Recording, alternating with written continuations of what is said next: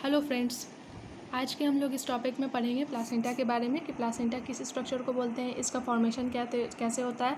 और आगे के आने वाले टॉपिक्स में हम लोग देखेंगे क्लासिफिकेशन ऑफ प्लासेंटा, मतलब कि प्लासेंटा कैसे कैसे किस किस बेसिस पर क्लासीफाई किया गया है।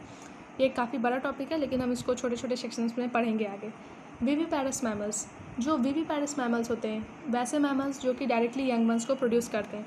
विविपैरस मैमल्स में क्या होता है कि जब फर्टिलाइज्ड ओवम, जिसको हम लोग जाइगोट बोलते हैं, वो क्या करता है यूट्रस में फ्री एग्जिस्ट करने के लिए उसको कुछ ना कुछ अपने फिजियोलॉजिकल रिक्वायरमेंट्स को पूरा करने के लिए मदर वॉल, मैटरनल वॉल से, यानी कि wall of the uterus, uterus कहाँ होता है, मदर में होता है, तो उसके साथ एक इंटीमेट कनेक्शन इस्टेब्लिश करता है। किस चीज़ के लिए, अपने फिजियोलॉजिकल रिक्वायरमेंट्स बोले तो न्यूट्रिशन के लिए, रेस्पिरेशन के लिए, एक्सक्रेशन एक्सेट्रा के लिए उसको यूट्रस वॉल से एक इंटीमेट कनेक्शन बनाना होता है, जिसके थ्रू वो क्या करता है कि अपनी सारी नीड्स को पूरी करता है।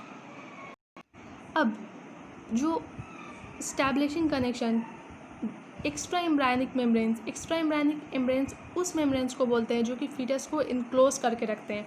अब जाहिर सी बात है कि जब इनको जब ये जो पूरा का पूरा जो एम्ब्रायो है वो एक्स्ट्रा एम्ब्रायनिक मेम्ब्रेन से घिरा होता है।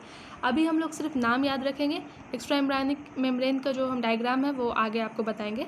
तो 4 एक्स्ट्रा एम्ब्रायनिक मेम्ब्रेन्स होते हैं जो कि एम्ब्रायो को घेरे रहते हैं। उसमें से एमनियोन होता है, यॉर्क सैक होता है, अलेंटोइस होता है और कोरियोन होता है।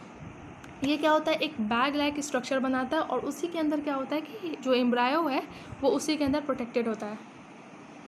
ये देखिए, ये एक प्लासेंटा है, एक मतलब क्लासिफिकेशन ऑफ प्लासेंटा में से एक तरह का प्लासेंटा है। ये जो प्लासेंटा बेसिकली है कोरियो अलेंटोइक प्लासेंटा। इसमें क्या होता है कि देखिए, ये जो एम्ब्रायो है यहाँ पर हम लोग देख रहे हैं, ये जो स्ट्रक्चर है ये एम्ब्रायो है। एम्ब्रायो के ऊपर से एमनियन ने घेर रखा है, फिर कोरियोन है, फिर अलेंटोइक है, फिर यॉर्क सैक है, ये कुछ विलाई है, ये क्रिप्ट्स है और ये यूट्राइन कैविटी है। तो इस स्ट्रक्चर से क्या होता है, ये घिरा होता है। यही चीज़ें जो है वो एक्स्ट्रा एम्ब्रायनिक मेम्ब्रेन है। अब जो एक्स्ट्रा एम्ब्रायनिक मेम्ब्रेन है ये क्या करते हैं कि अपने ऊपर numerous projection, finger like projection produce करते हैं। फिंगर लाइक प्रोजेक्शन प्रोड्यूस करते हैं। क्या जो फिंगर लाइक प्रोजेक्शन क्या करते हैं, ये जो यूट्राइन वॉल में जो डिप्रेशन है, मतलब जो गड्ढे हैं उसमें जाके ये धंस जाते हैं। धंसने की वजह से क्या होता है, जैसे कि हम लोग यहाँ पर देख रहे हैं, ये एक बस रफ डायग्राम है। मैटरनल वॉल में क्या होता है, एक डिप्रेशन, मतलब गड्ढा टाइप का होता है। और जो फीटल वॉल है, जो फीटस की जो वॉल है, जो भी एक्स्ट्रा एम्ब्रायनिक मेम्ब्रेन होगी, क्योंकि एक्स्ट्रा एम्ब्रायनिक मेम्ब्रेन्स के बेसिस पर क्लासिफिकेशन भी किया गया।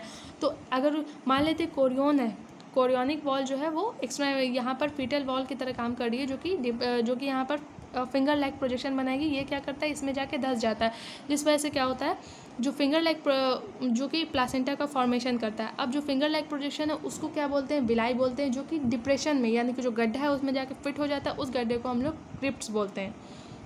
अब जब हम लोग बात करते हैं कि डिफिनेशन क्या लिखेंगे प्लासेंटा की, अगर एग्जाम में लिखने की बात आती है, तो the area of attachment between foetus and uterus of the mother is known as placenta.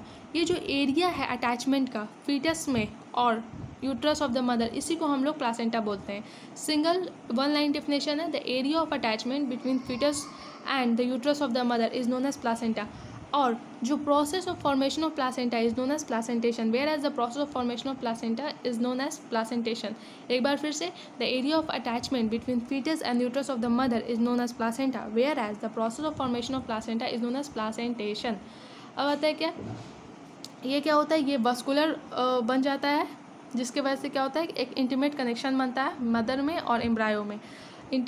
Vascular connection बोलते हैं, इसमें ब्लड सप्लाई भी होने लग जाता है, जिस वजह से एक इंटीमेट कनेक्शन बन जाता है मदर और एम्ब्रायो में, जिसके वजह से वो अपनी न्यूट्रिशनल रिक्वायरमेंट को पूरी करता है। एक बार अगर हम लोग फिर से इसका रिवीजन करें तो ये कह सकते हैं कि जो विविपैरस मैमल्स होते हैं, जो बच्चा देने वाले मैमल्स होते हैं, उसमें जो फर्टिलाइज्ड ओवम है वो जाइगोट होता है उसको यंग वंस में डेवलप होने के लिए, यानी कि फ्री एग्जिस्ट करने के लिए यूट्रस में कुछ ना कुछ अपनी फिजियोलॉजिकल रिक्वायरमेंट्स को पूरी करने के लिए मैटरनल वॉल, यानी कि वॉल ऑफ द यूट्रस से एक इंटीमेट कनेक्शन बनाना होता है।